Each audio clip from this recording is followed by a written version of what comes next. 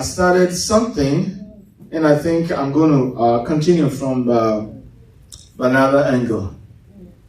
Well, we welcome viewers across the nations. This is Liberty House International Church, all the way from the USA, and we are coming to you live via Facebook and YouTube. In case you miss any portion of this broadcast, please go to our webpage, libertyhouseusa.org. Once again, libertyhouseusa.org. Or you can catch us up on demand, I should say. That's our YouTube channel. So please type in Liberty House International Church, because there are other Liberty Houses. So make sure you type in Liberty House International Church. If you type my name, you may not get it because it's under Liberty House International Church. Hallelujah. And if you see the yellow logo with our name on it, you are the right place, and you can treat yourself to the videos that we have there. We have wonderful staff there that will help you, will grow you up, and to help you make the impact and walk in the influence that God has ordained for you to walk in. Hallelujah. All right, so I'm a messenger of the Lord Jesus Christ, an agent of change and transformation, and I always bring forth the message of transformation. Disclaimer: in case you hear anything that is foreign to you, new to you, it's not because I'm off. It's new to you because it's not common to you. There's no revelation about that. So please don't tune me out. Listen to the whole truth. Check it out according to the Word of God. If it's in line with the Word of God, then I'll please ask you to swallow your pride and make the necessary adjustment. I'm not here to be condescending, to get you upset, to get you offended. If I say anything, it's not meant to degrade you or put you down. That's not my business. I know too much. I'm not a novice.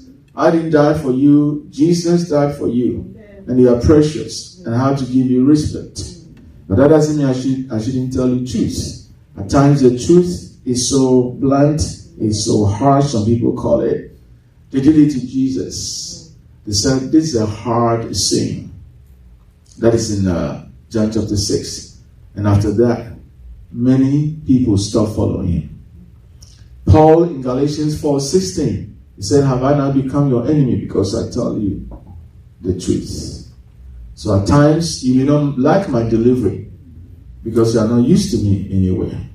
But I try as much as I can not to do anything that would be like degrading or belittling to you. All right. So that's just by the way. Now, whatever. Philip, this I think is too high. Let's have it on 72. I want people to be comfortable. Hallelujah. So last Sunday, I was talking about the fact that we are married to Christ. Hallelujah. We are married to Christ. One of the challenges of the average Christian is the law. For a Christian to grow the way you need to grow and to walk in the influence that God has given you, you have to overcome the world, the system of the world. Because the way the world does stuff, the society does stuff, some of the things are not in line with the way God wants things done. The Bible says that there's a way that seems right to a man, but the end of that way leads to death. That is Proverbs 14:12. Right? So, even though something may sound or seem noble and good, it is not necessarily God thing or a God thing or a God idea. All right? I'll give you one. David wanted to build a house for the Lord. There's no crime about that. It's a good thing. It's noble. But the Lord said, you are not going to do that. Your son Solomon will build me a house. Then we can take it to the extreme. Well, we know that at times we think we are right. We decide to go a certain way. And at times people will even advise us, will not even listen to what they're saying. And then in the long run, we realize that, had I known? Okay, so we have to do things what? His way. Okay, so you have to overcome the world. You have to overcome the flesh. That is the way you think. Before you came to Jesus Christ, you had a conduct. And when you become born again, that is not abolished, that is not erased, it's not eliminated, because you still get born again with your mindset. What gets born again is your spirit.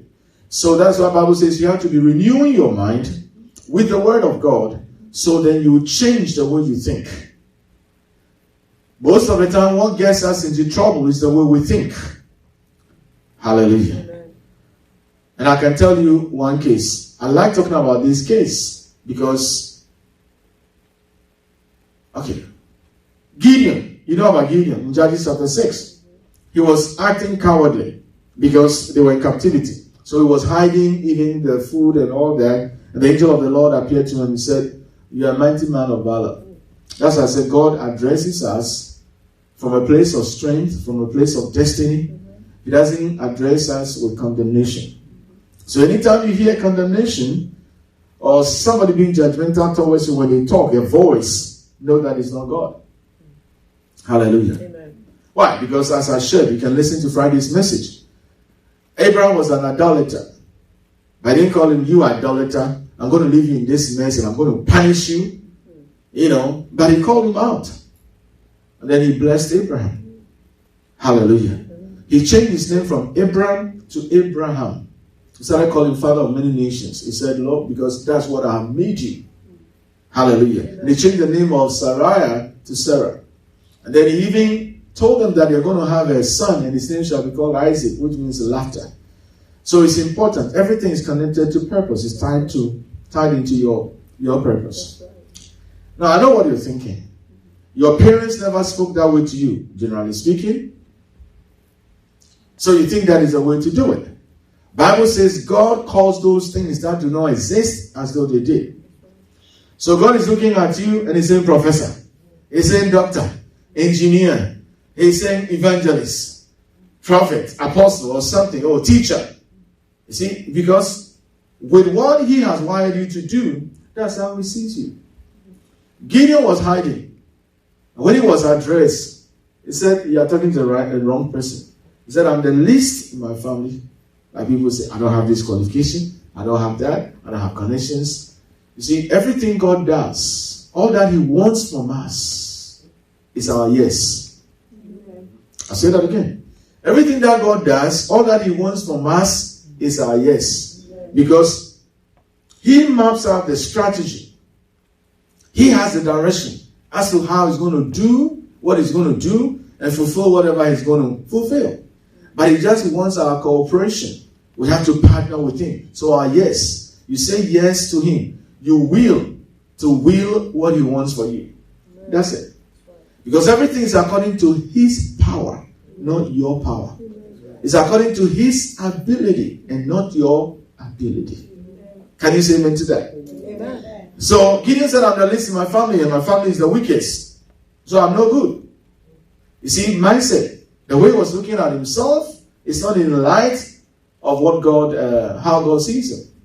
He argued with the angel. He said all kinds of things. The angel ignored every negative thing that Gideon said about himself. And he kept saying the same thing. "Go in this might of yours, and you will save the people of Israel. You deliver them from the Midianites." And when Gideon accepted that, what the angel was saying, the same person that was behaving cowardly, now he became the deliverer. He became the captain. He became the commander-in-chief and was able to deliver the Israelites from the hand of the Midianites. We have another story in Luke chapter 1 when the angel showed up to Mary. I'm talking to you about how Jesus was born. And then the angel told Mary, "You are highly favored. And then this is what is going to happen to you. You are going to conceive and bring forth a son. His name shall be called Jesus, blah, blah, blah." And Mary said, How? How shall this be? Because I don't even know a man. I don't have a husband. Because it takes a man and a wife before. So he said, "I don't know any man. How is this possible?" Then the angel of the Lord said, "The power of the highest shall overshadow you." That's what I'm trying to tell you. It's not according to your bank accounts. It's not according to your your pedigree. It's not according to your qualification. It's according to his power. Amen. Because when He calls you, He qualifies you. Amen. Now, I can take you to 1 Corinthians chapter 1, and you see that He said, consider your calling. How many were not noble? How many were not wise? The wisdom of God always makes the difference. Hallelujah. There's man's wisdom and there's God's wisdom. God's wisdom always makes the difference. And we have access to that because His wisdom is within us. But at times we are too busy. We give attention to everybody and anything. The last person we give attention to is God. But who has the blueprint? Then we think we know what we are doing. The Bible says, trust in the Lord with all your heart. And do not lean on your own understanding. In all your ways acknowledge Him, and He will direct your paths. That's Proverbs chapter 3, verse 5 and 6. Hallelujah. So we have to overcome our flesh, our mindset. Hallelujah. Amen. One of the things that is tough, they solve, but because of time I'll jump. One of the things that we have to overcome is what? The world. I'm sorry, the law. I didn't mention this person. Satan. You have to overcome Satan. But he's already overpowered, he's overcome. You have to know it, so that's it. Yeah. But the law is a problem because people keep going back to the law. So I want to continue. So let's go to Romans chapter 7. Let's look at the verse. Let's start from the first verse. I'm after the fourth verse, but let's start from verse 1. So we get context. Okay, Romans, let's read together. Read. Or do you not know, brethren, for I speak to those who know the law, that the law has dominion over a man as long as he lives. Okay, let's read on. So like the law has dominion. We live here is a country of laws. So the law has dominion over us. Read. For the woman who has a husband is bound by the law to a husband as long as he lives. But if the husband dies, she is released from the law. Is that true or false? Who said false? It's true. Okay? So we all agree that if the husband dies, or I wonder why they didn't say if the wife dies. Okay, equal opportunity. So if the husband dies, then the wife is released from the law of a husband. So now she can freely marry somebody else, right? Okay, so that's the law. Let's read on. 3, read. So then, if while her husband lives, she marries another man, she'll be called what? An adulteress. But if her husband dies, she is what? Free from that law. So that she is no adulteress, though she has married another man. Is this what we're reading? Is it really talking about marriage? Is using marriage to bring attention or draw attention to something. So here it comes. Verse 4. Verse 4. Read. Therefore, my brethren, you also have become dead to the law through the body of Christ, that you may be married to another, to him who was raised from the dead, that we should bear fruit to God. All right. So, husband and wife, here it says what? You have become dead to the law. It's going to be the title of this message. Dead to the law. That's what it says. Dead to the law. Through the body of Christ, that you may be married to another. And we have read that one is free to marry again when the spouse is dead. So if he says dead to the law, that reasons that we were married to the law. Alright? We were married to the law. But right now, the law itself is dead. Because it's dead, we are free to marry another. And who is that another? It says it here. to him who was raised from the dead. That was Jesus. Amen. Hallelujah. So dead to the law, but married what? To Christ. Amen. Isn't that wonderful? Mm-hmm. So if he says we are dead to the law, then it is. We are dead to the law. But you know that's why you have to be careful with society. There was a time they wanted to put the Ten Commandments in every court and stuff like that. They want to put monuments of that everywhere, whatever. The Ten Commandments, the culture. It's not so much about the Ten Commandments. And if you be in a church that doesn't have revelation of these things, then probably they would have talked to you about the Ten Commandments. Hallelujah. I want you to go back and listen to Sunday's message because I talk at length about that. Now let's look at this very well. Okay? Dead to the law. Shall we say that? Dead to the law. Dead to the law. Married to Christ. Married to Christ. What law are we talking about? I'm trying to get you so equipped, nobody there can fool you or deceive you. Yes, no more bondage. You see, because when you read this, then somebody said, oh, it's not talking about the Ten Commandments. But it's talking about the small ceremonial laws, civil laws and what have you. No, this, we're talking about the law together with all the small boys that come with the law. All right, let's read on. Just for those who are not sure. For when we were in the flesh, the sinful passions which were aroused by the law were at work in our members to bear fruit to death. All right, let's read on. What shall we say then? Is the law sin? Certainly not. On the contrary, I will not have known sin except through the law. For I will not have known covetousness. All right, greed, what have you? Avarice. Unless the law has said, you shall not covet. Okay, you shall not covet. Where is this coming from? It says the law says you shall not covet. Is it the small laws or the big guy? Yeah, within the Ten Commandments, you have this, you shall not covet. So he's talking about the Ten Commandments. I'll say it here.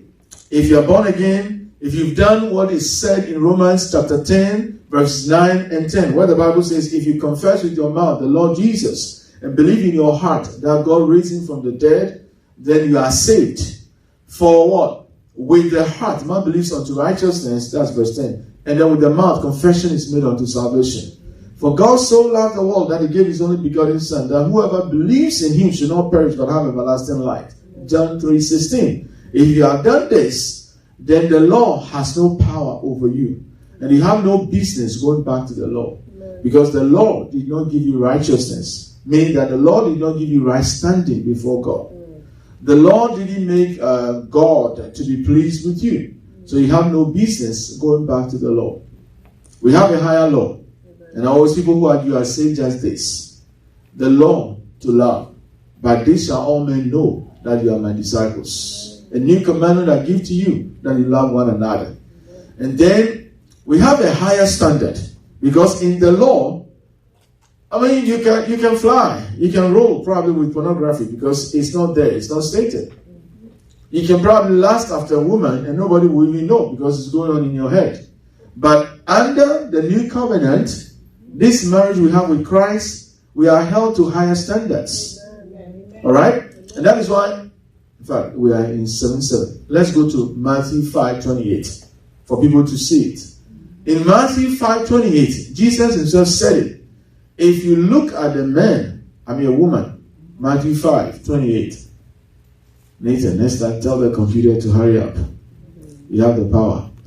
Let's read together. Read. But I say to you that whoever looks at a woman to lust, the word lust there means to fantasize, to desire, the woman. For her, what happens? Has already what? Committed adultery. What? I didn't go to bed with her. It was just in my mind. You see, higher standard. You've already committed adultery with her in his heart, in his mind. Higher standard. Those who want to go back to the law, you can tell that they are legalistic, very, very rigid, tight asses. This is a higher standard. In the Ten Commandments, it's written, you shall not what? Murder. Alright? In the New Testament, when you hate, it's considered murder. Higher standard. When you just hate. Okay, now let's go back to Romans 7:7. Are you on the same page with me so far? Yes. Alright. Then verse 8. We read this, so let's go to verse 8. But sin, taking opportunity by the what? Commandment, produced in me all manner of evil desire. For apart from the law, sin was dead. For instance, if it's not written on the traffic regulations that school zone, 25 miles per hour, and you go in there, it's not stated anywhere, and you do 45 there, you've not broken any law. But the moment there's a law, whether you're aware of it or not, and you drive 45 miles per hour in a 25 miles per hour zone, you've broken the law. So have you realized, police officers, when they perch where they perch, to get these speeders, they always do it after the sign, the black and white sign, where it reads 65 miles per hour, 35 miles per hour. So it's like, did you see the sign? When they stop you, that's the first thing. Did you see the sign? That kind of thing. Yeah, so then it becomes a law. All right. Okay, now let's leave it alone. Let's go to Romans, the same book, chapter 10, verse 4. Chapter 10, verse 4. Let's read. Read. For Christ is the end of the law, for righteousness to everyone who believes. Let's try that one more time. Read. For Christ is the end of the law. Hold it. Who is the end of the law? Christ. Okay. But if you continue, it says, for righteousness. Anybody who wants to have right standing before God, who wants to stay clean before God, the way to do it is through Christ. When you believe, it didn't say you believe the law, but it says you have to believe Christ. Amen. He is, Christ is, Amen. because he's the one that fulfilled the law. Amen. Do you get it? Yes. And then when he fulfilled the law, he came up with his own law. Because he's the lawmaker. Amen. Because he's God. Yes. So he can change it like that. Amen. Do you get it? Yeah. When you read the book of Hebrews, the Bible says we have a better covenant based on better promises. Amen. You read Hebrews chapter 8, you find these things there. Hallelujah. Amen. Okay. Now, saying these things, I'm going to shift gears because I don't have much time. All right. So let's go to, I have to do this. Okay. Let's go to Galatians chapter 3. Verse 1. But let me tell you this. We are trying to do things, or we've been trying to do things. It's like a blind person groping, as it were, in the dark. Let's say he dropped his stick or whatever, and he's trying to get it. We don't have to do that. Because God is so clear about how he wants us to serve him, how he wants us to please him. So these things are no mystery or mysterious. Oh, I have to fast for 7 days so I'll know what God is thinking he wants me to do, the will of God, the way that I have to go. It's not like that. Because the Bible has made it plain for us which way God wants us to go. So it says, let the wicked forsake his way and the righteous man his thoughts. Hallelujah. Amen. So that's why I encourage people to read the word. When you read the word, you know a lot of things that will help you in this life. How to be a husband is in the word. How to be a wife is in the word. How to be a child and be in submission is in the word. How to be a parent to your children is in the word. How to be an authority over people is in the word. How to be an employee to an employer is in the word. How to govern the nation is in the word. How even to farm is in the word. Everything is in the book. Everything. When you read it, it will shock you that it's in the book. So when people fail, let me use that phrase or that word. When they fail, They fail because they refuse to get what? Knowledge. That's it. Knowledge. Who here, you've taken the right direction, the right street to your home. You are going home and you miss your home. Let me see by show of hand. You see, it works. In the same way, your cell phone you've been following, you follow every instruction, it works for you all the time. Who created the guy who manufactured the cell phone? Is it not God? If the guy can manufacture cell phone or laptops, computers, that will do such great works, how about the Creator Himself? Hallelujah. But like I said, people have time for everything. You don't have time to study the manual for life, the prescription, the manufacturer's way of life. And that's the problem. Hallelujah. I've counseled people for years, for over 3 decades. And I've realized one common thread is ignorance, or they know what is truth, but they fail to do it because emotions, feelings have taken over them. It's true. Either they don't know what to do, or they know, but they are so upset, they become tight asses. The emotion, the feeling, negative ones, of course. And then that's it. They destroy relationships, feelings. When you follow feelings and emotions, you are not following a principle. Feelings and emotions should be based on godly principles. Some are now in some houses they don't want to be because their emotions took them somewhere. They did certain things they regretted, they had no business doing, and the Lord took over. So they are in some houses. You know what I'm talking about? Hallelujah. So don't hold yourself hostage. Abraham was blessed. The just, whoever is born again, whoever is a child of God, he doesn't live by law. He lives by faith. I'm going to say that again. Whoever is born again is a child of God, doesn't live by the law, the 10 commandments, and the rest of the commandments. He lives by faith. Because in Habakkuk 2:4 it says, the just shall live by his faith. In Romans 1:17, the just shall live by faith. In Galatians 3:11, the just shall live by faith. In Hebrews 10:38, the just shall live by faith. Never once is said that you have to live by the law. So somebody fooled us. Somebody who was ignorant of the word of God taught wrongly, and somebody copied, and it passed on and on and on till it's now exposed. And that explains why people struggle. Because I'll say this, it will shock you. There's no life in the law.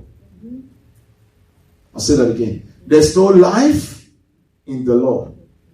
But there's life in Jesus Christ. Amen. Because He's the author of life. He's the life. Amen. In John 14:6 it says, I'm the way, the truth, and the life.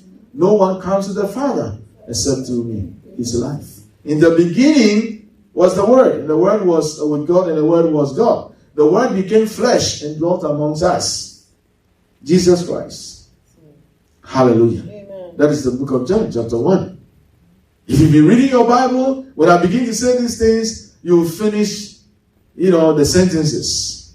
But if you have not been reading, then it's like, wow. Look, I'm studying and then you are amazed. This guy is quoting, wow. I wish I could do it like that. I wasn't born like this. I just, I love to read the word. And read and read and read. And then it's sticking and sticking and sticking. Because when you read, the Holy Spirit helps you to what? Retain it. It helps you to remember, reproduce it when it's needed. Amen. That's it. Hallelujah. Amen. I don't memorize it like some people do that when they're going to write exams. No. Just give yourself to studying the Word. God will help you so it will stick. Amen. Amen. All right. So faith has been in existence before the law. Faith is older than the law. Moses and Abraham, who is older? Who said Abraham? Are you sure? Is he Abraham older? or than Moses, or Moses older than Abraham? Huh? The chicken and the egg. This is not like that. Okay. Abraham. In Genesis, we started with what? Abraham. Moses came down the line in Exodus. He was the one who was born, and Pharaoh wanted to, they were eliminating all the male borns, so he was kept in a basket on the river Nile. But Abraham was in Genesis. So from Genesis, go to Exodus. So Abraham first. All right. And the law came 450 years or 430 years afterwards. After Abraham. I want you to get it well. It was 400. Somebody Google that for me. It's not that was what I'm going to say. Romans, the law was 450 or 430 years after Abraham. Please Google that. The book of Romans. I don't want to break what I'm doing and then go there. Alright, so Abraham was blessed by faith. When God called Abraham out, he didn't bless him because he gave him laws. All these laws, 10 commandments to do. You all know that, right? In Genesis chapter 12. Part of the blessing, he said, I'll even make your name what? Great. Do you get it? I'll make even your name great. By faith. In Hebrews 11:8, let's read that. And we'll come back to this, Galatians 3:1. Hebrews 11:8. All King James use the word annul. The law cannot be annulled. By faith, Abraham obeyed when he was called to go to the place which he would receive as what? An inheritance. And he went out not knowing where he was going. So this is how faith operates. Faith, God is always the authority. He's the boss. He's the master. He tells you what to do. And then you do. So acting on what God has said is what is known as acting in faith or living by faith. So Abraham wasn't going to go anywhere till in Genesis chapter 12, God appeared to him and he said, leave your country, leave your father's house to a place I'm going to show you.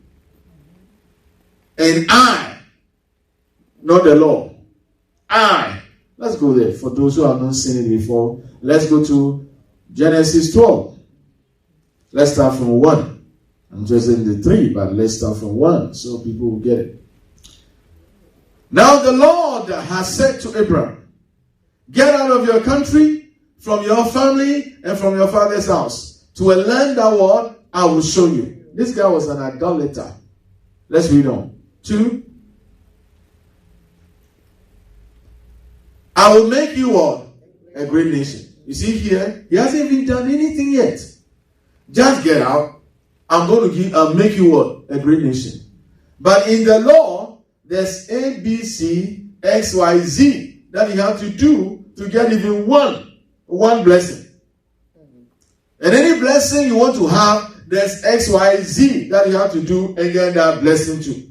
If you want another blessing, X, Y, Z, then you get that blessing. So it's based on performance, self-effort.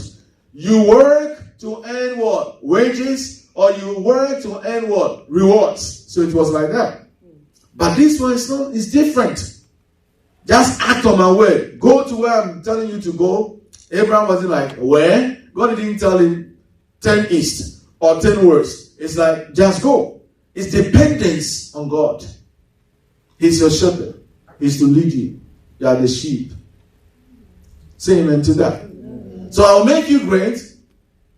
I will bless you and make your name great, and you shall be a blessing. I want you to catch the pronoun I. It's based on God. I, God, will make you great. Not the law. I, God, will bless you and make you what? Great. Alright? Let's read on. 3.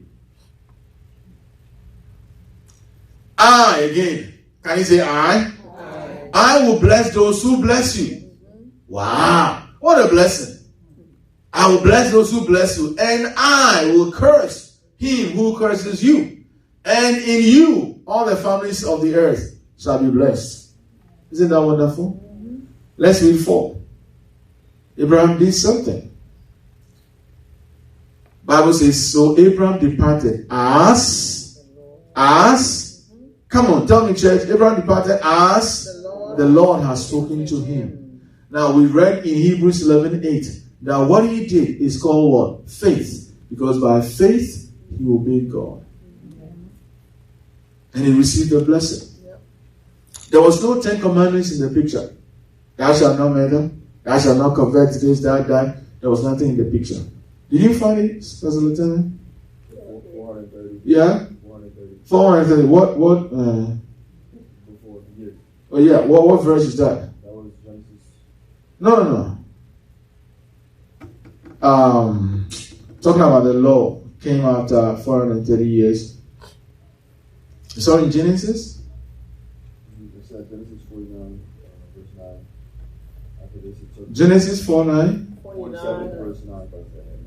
Genesis 47:9. Interesting. Read. Let me see what is there. Because I know it's in the New Testament somewhere. God said in Genesis 15:13 that your descendants will be in a foreign land for 400 years. And after that, But then it talks about the law that came after 430 or 450 years. Somebody tried to help me out. I can get it out here, but I don't want to break. Hallelujah. I'm making that statement, I'm making that point for you to understand that centuries there was no law. God started with faith. And this same faith, we'll talk about this when it comes to Galatians 3. Okay, 13. Let's go there. Galatians 3:13.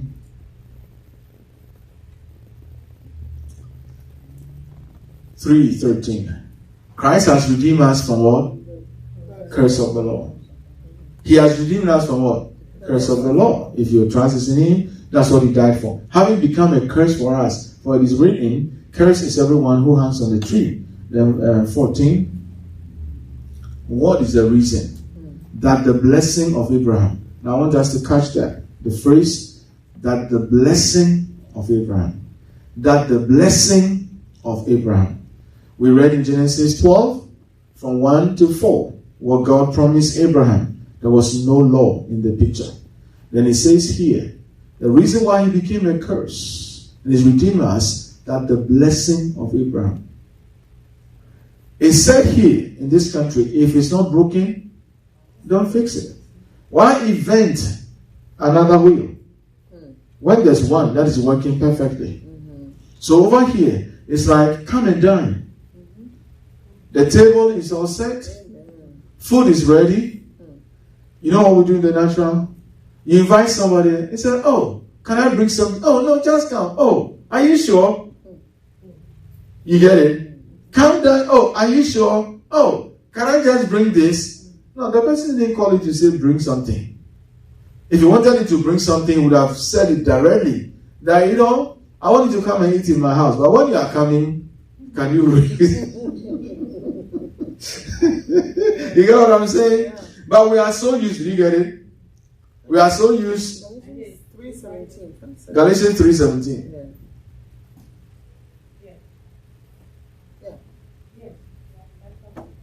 We're in that chapter? Okay.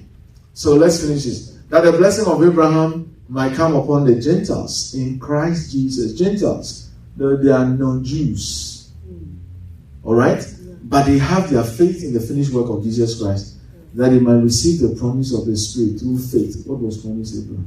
So it's like, that's why I always say that. If you pray for blessing, you're a child of God and you always say, God, I'm asking you to bless me. You are saying the wrong thing. Teaching like this will let you know that you're already blessed with the blessing of Abraham.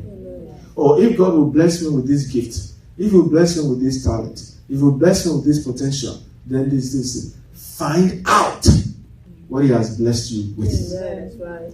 I talk about this on Friday. I said, if you see the parts of your body, that should always remind you that you are multi-faceted. You are multi-gifted. You can do a lot of things. But people normally find what is predominant and they focus on that. But there are a lot of things you can do. What a nose does is so unique. No other part of the body can copy, mimic that, cannot produce that. That's who you are. It's a God-given, God-ordained ability that is given to you. It's not like, people give birth. And then some mothers, when they even conceive, and then some guys, rascals, when they enjoy, the bedroom kind of bedmatics, after enjoying the bedroom stuff, then they are told that, I have something for you. Then, some of them, their mind even goes there before they are even told. What? I'm pregnant. Are you stupid? Some of the rascals, this is the first question. How can you protect yourself? If you are that wise, why didn't you protect him? Why didn't you protect you yourself? You get what I'm saying? That's what they do. And then so it's like, I don't have any agenda. I don't even have any mission. I don't even have a purpose for this person that he said you are conceived. I don't even know what I'm going to do with them. But that is not God. Before you are conceived, God knows what he's going to do with you. Amen. And he wires you with all the giftings, all the abilities. So we evolve, or we come to discover what is in us. And it takes good teaching like I'm doing to help you discover that. That's it. So going to church is not to make people feel bad. It's not to make people feel like they are nobodies. Tell them how good you are. You, the preacher, you are good. Put them down, beat them, and then they leave. No, that is not it. You are telling them who they are in Christ. Amen. How they are wired, what they are capable of doing. Amen. The kind of influence they have to society. How God is partnering with them, working through them to bring about change and transformation in society. Amen. Hallelujah. Amen. That's what it is. It's a classroom. Yeah. You learn about life. Hallelujah. Saying that, we'll go there. So you see that it's not a ministry of condemnation. But let's jump to the 17 you are talking about, the law, because I said it so much, I want people to realize it. Are we jumping? In fact, let's take our time. Let's go to 14 before we come to this, so it flows. So now 15. Okay, 15, I'm sorry. Brethren, I speak in the manner of a what man, though it is only a man's what? Covenant.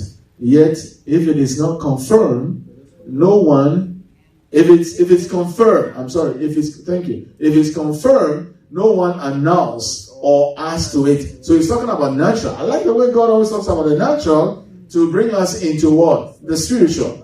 Okay, so here probably we are using Old English and whatever. Let's have New Living Translation, the same verse 15. A contract is a contract, it's binding, all right? Dear brothers and sisters, here is an example from everyday life. Just as no one can set aside or amend an irrevocable agreement, so it is in this case. Do you get it? Now let's read 16. The same translation is okay. Modern English. God gave the promise or the promises to Abraham. He didn't give Abraham laws. I want to say that again. He gave the promises to Abraham, not laws. So those who are looking for laws to obey, stop it. 41 days fast.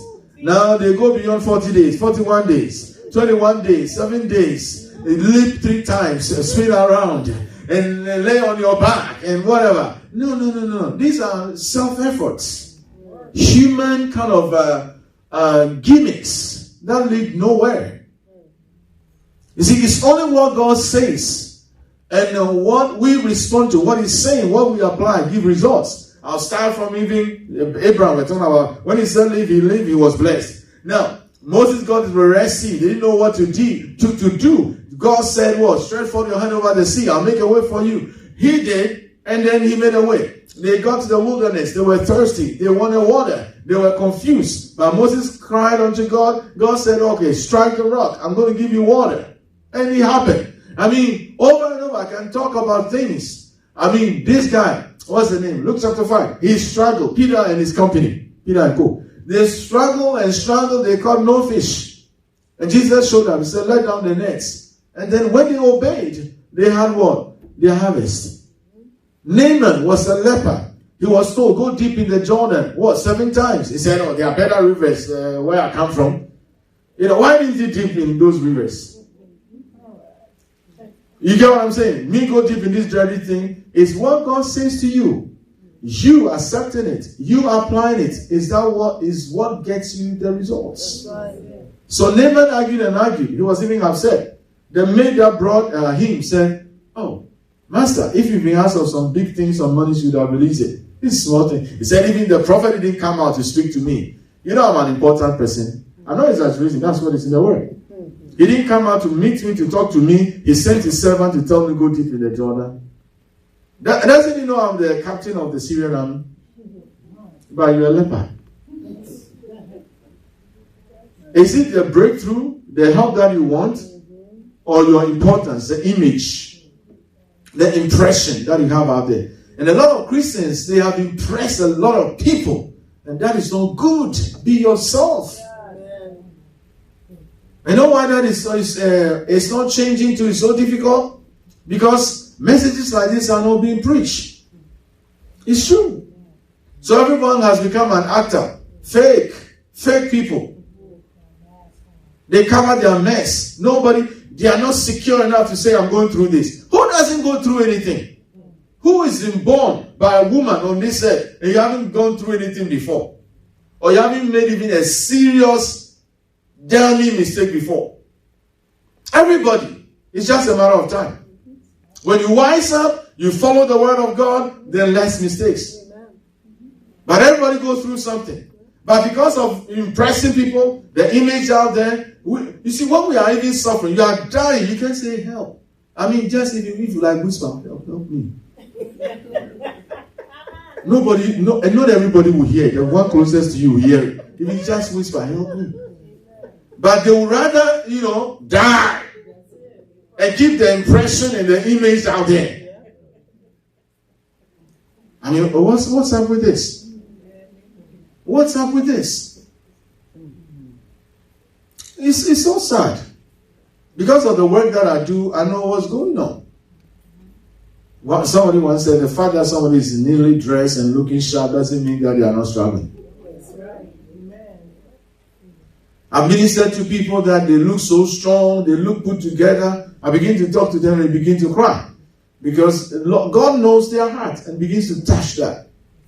They are going through rejection, disappointment and whatever. They've covered it well. I don't blame them. Some of them, they can't trust even their leader because he's another big fake guy. I've heard some people like that. They'll say, no, I don't want my pastor to know this. So why do you still stay in that same church? That local assembly. Why?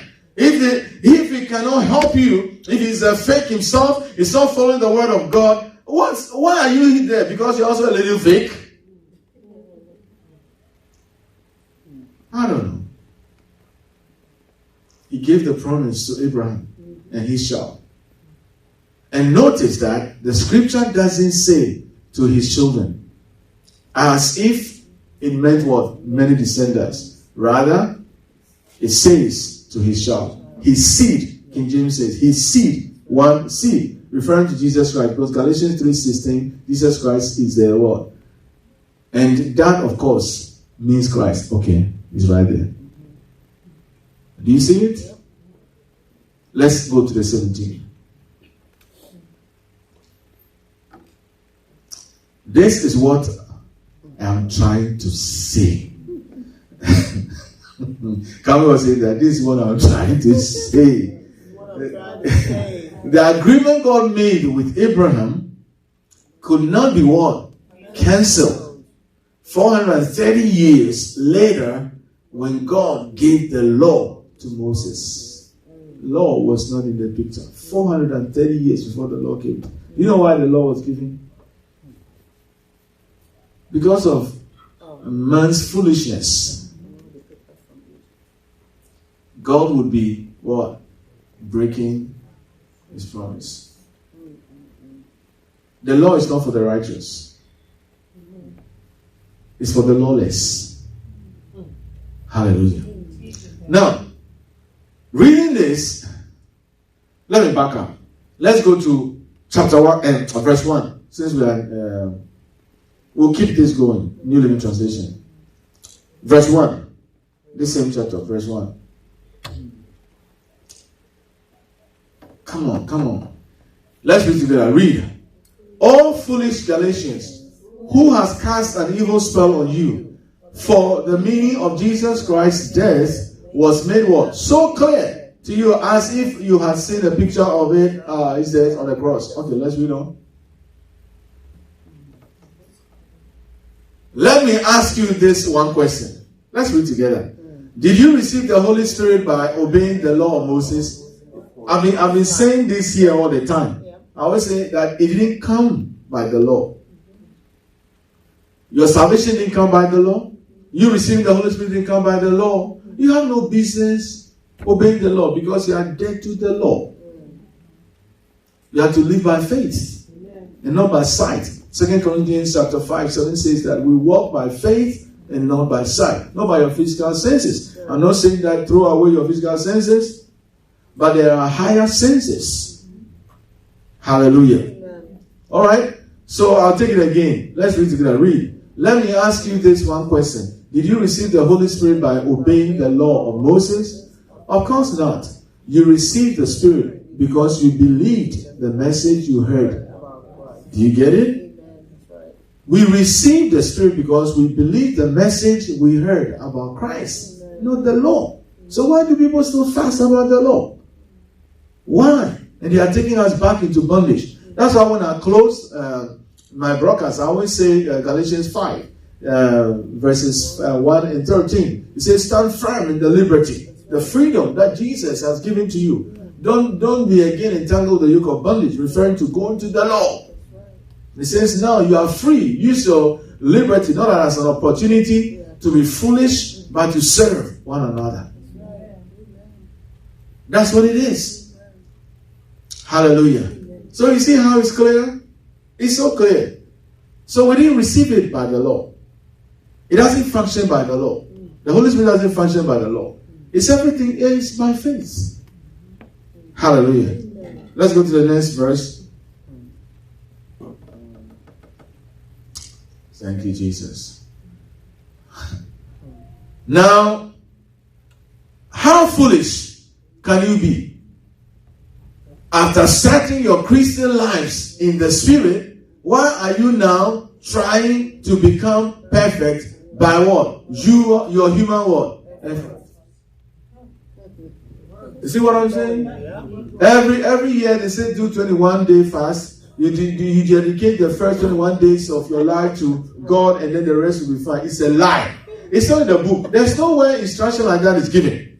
So why are people putting such yoke, bondages upon people? Why? If you want to do your fast, you do your fast. Don't enslave people. You see, me, this is what I do. I always study the book. If it's not a book, I won't do it. I grew up also in traditions. All right? These things were taught to me in church. Like I said, I used to fast twice in a week, at times 3 days. No water, no food, dry, just like that. You know, because we're taught that when you do that, you get closer to God. You have power. Anointing and all that. You see, the Holy Spirit himself, that carries the power of God. You receive the Holy Spirit without fasting. When Jesus told the disciples to wait in Jerusalem, did he tell them to fast? No.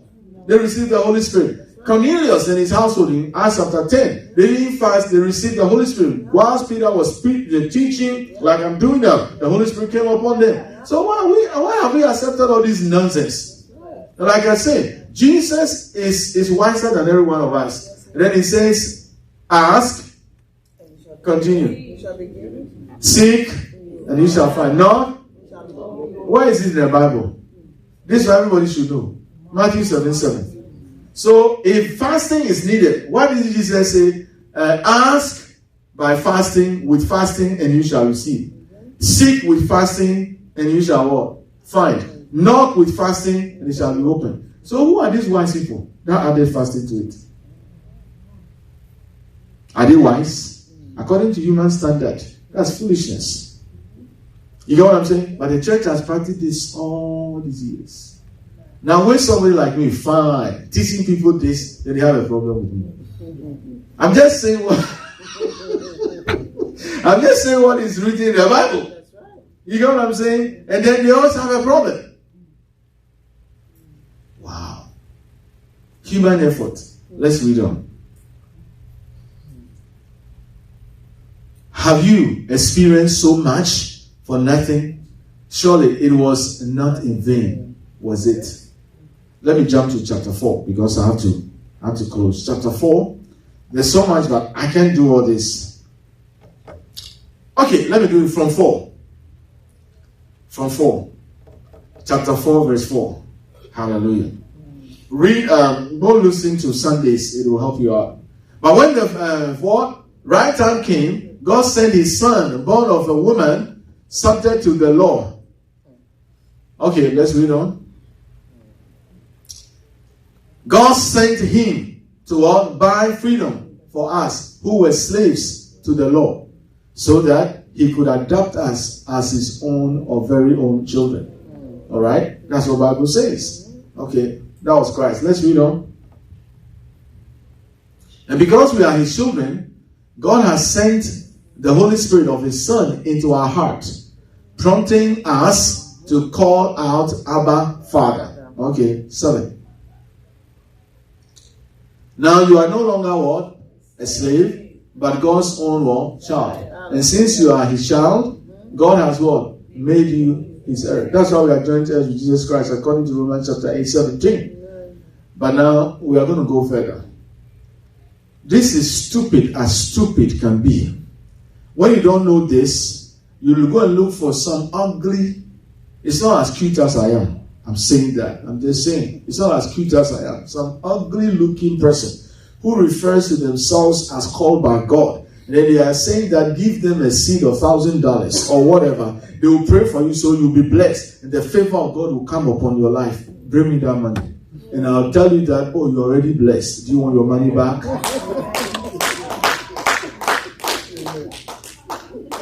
That's how simple it is. You're already blessed. They say stupid things like Jacob wrestled with the angel. Jacob was blessed. He too was ignorant because their father was blessed. The blessing on Abraham came upon Isaac, the son. And that same blessing came upon Jacob. That's why God changed his name from Jacob to Israel. People don't know these things. And we are working for something that we have already received.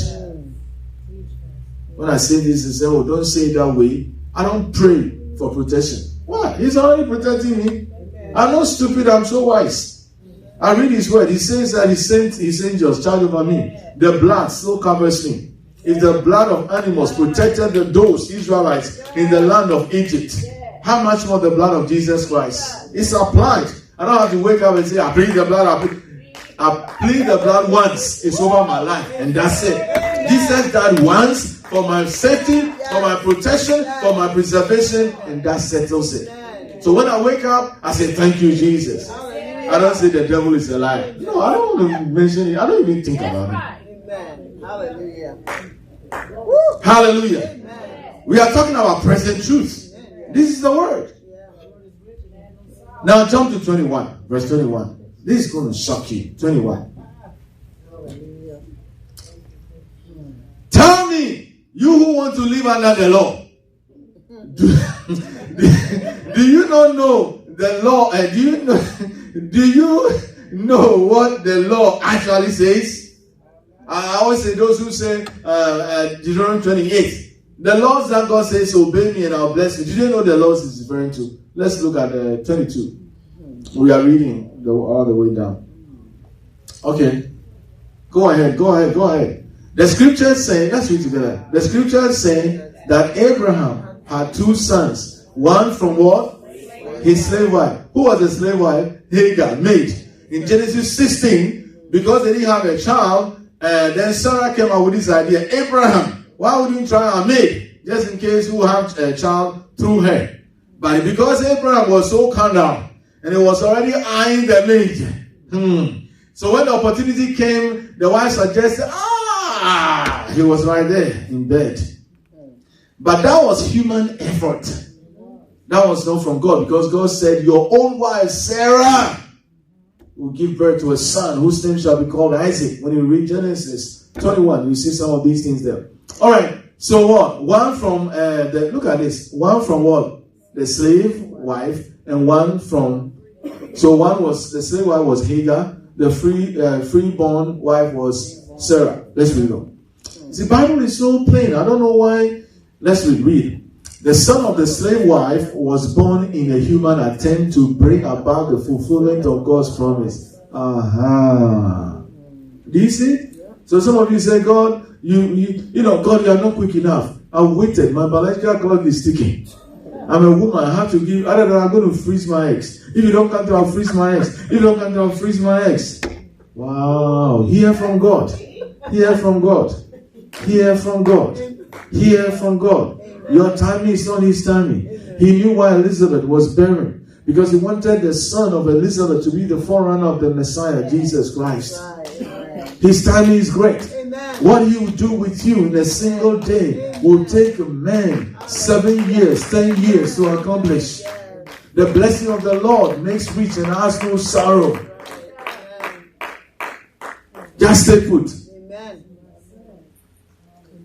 But the son of the freeborn wife was born of God's own fulfillment of his promise. See, the promise came to Abraham. Promise, not law. So the son too was of the fulfillment of what? His promise. Let's read on. These two women serve as an what? Illustration of God's two covenants. The old covenant and the new covenant. The first woman, Hagar, represents what? Mount Sinai. Because he received the 10 commandments on Mount Sinai. Alright. Where people receive what? The law. That enslaved them. Let's read on. The law enslaved people. The law is bondage. The law is bondage. And I'll show you that before I sit down. And now Jerusalem is just like what? Mount Sinai in Arabia. Because she and her children live in slavery to the law. So you can be in the church and you're still in slavery if you don't hear good lessons like this. Let's read on. But the other woman, Sarah, represents the heavenly Jerusalem. She's the free woman. And she's what? Our mother. Who is your mother? Not the devil. We are descendants of Abraham, not descendants of Eve or Adam. Some people are still saying that we are descendants of Adam. No, it changed. Hallelujah. Amen. And she is what? Our mother. Let's read on. And Isaiah said, rejoice, O childless woman. Okay, let's jump to 28. And you, dear brothers and sisters, are children of what? The promise. Just like Isaac. Because God promised them a child whose name will be called Isaac. So it says, you too, you are a child of what? Promise. Just like who? Isaac. I want to give you the proper quotation for that. That's Genesis 21, like I said. Verses 2 and 3. You see that. Hallelujah. Okay. So, just like Isaac. Is that the end of the chapter? No, let's read on. But you are now being what? Persecuted by those who want to keep the law. You see now? Against haters. Just as Ishmael, the child born by human effort, persecuted Isaac. See, when you are born by God, there's some level of glory on your life. And people just hate you because they are haters. They are not within the covenant. But if they have the Spirit of God, they will celebrate you. That's right. The child born by the power of the Spirit. Hallelujah. Amen. Let's read on.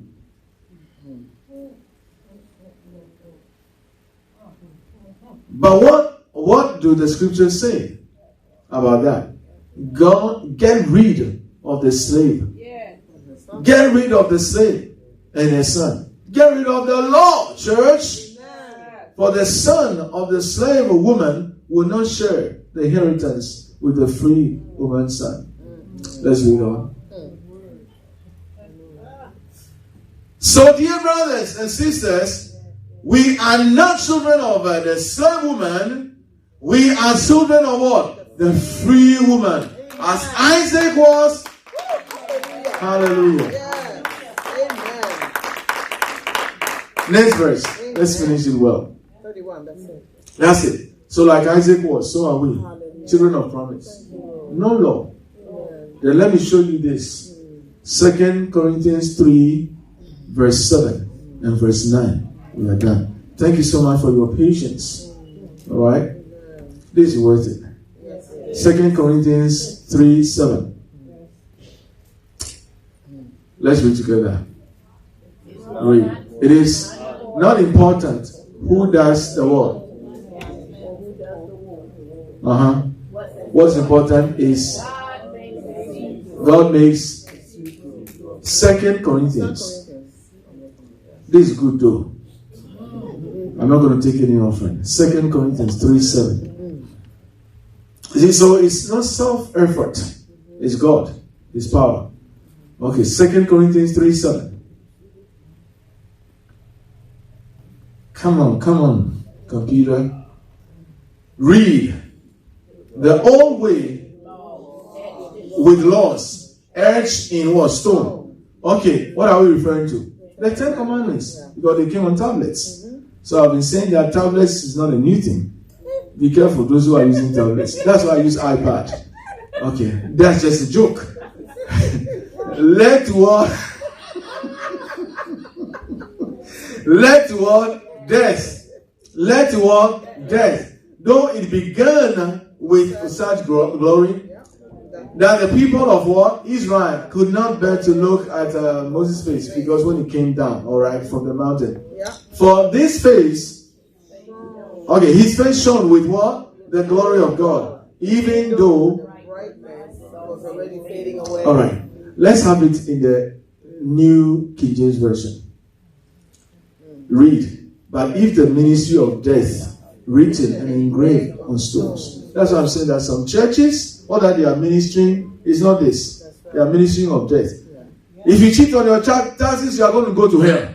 I'm not telling you cheat on your taxes. But to tell me, if you cheat on your taxes, you are going to hell, that is not scripture. You know what takes people to hell? Not accepting Jesus Christ as Lord and Savior. That's right. That's right. You understand what I'm saying? So, this is not a ministry of what? Death. When we speak life here, Jesus said in John 6:63, the words that I speak to you, they are life and they are spirit. You hear certain things, you feel empowered. Yes. You get what I'm saying? You don't walk around and say, oh, poor me. You know. But look at what he says. That ministry was glorious. Alright? The face of Moses. But let's jump to the verse 9. Read. For if the ministry of condemnation had glory, the ministry of righteousness exceeds much more in glory. Still talking about the 10 Commandments, the ministry of Moses. And may I tell you, we are no longer disciples, followers of Moses. We are followers of Jesus Christ. That's the difference. Not even Jehovah's Witnesses. Don't even try that. I don't have time. I would have taken yeah, so please do yourself some favor. Go to YouTube and look for the Sundays and the previous Fridays and whatever. I've shared so much on these things. It's going to bless you. Okay, so I thank you so much for your time, and I end on this note. The words in Galatians chapter 5, verse 1 and 13. Stand firm, the liberty wherewith Jesus, the anointed one, has made you free, and do not be again entangled in the yoke of bondage, but by love serve one another. Amen. Love you guys. Amen.